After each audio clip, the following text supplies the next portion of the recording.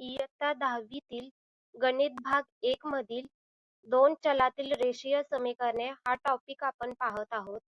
त्यातील सराव संच 1.1 मधील दुसरे एक्झाम्पल मधील चौथे एक्झाम्पल पाहू. खालील एक सामायिक समीकरण सोडवा.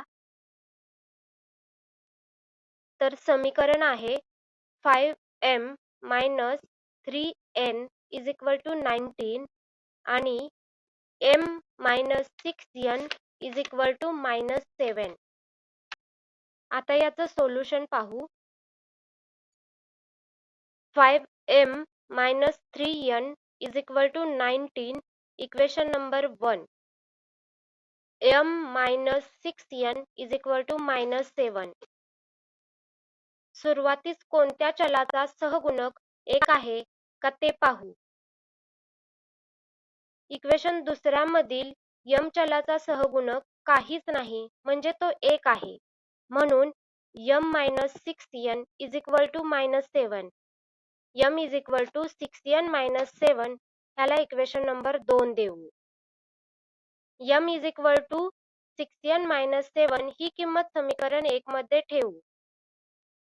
म्हणून समीकरण 1 आहे 5m - 3n = 19. म्हणून 5 ब्रॅकेटमध्ये 6n - 7 - 3n = 19. म्हणून 30n - 35 - 3n = 19.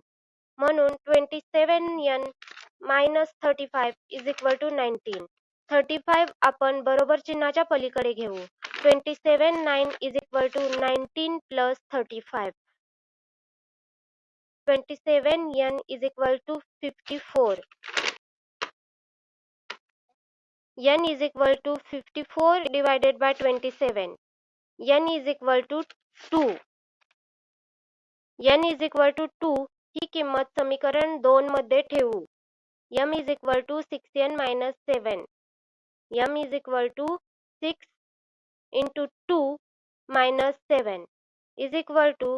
12 - 7 = 5. म्हणजेच m आणि n ची व्हॅल्यू 5 आणि 2 ही दिलेल्या एक सामायिक समीकरणाची उकल आहे.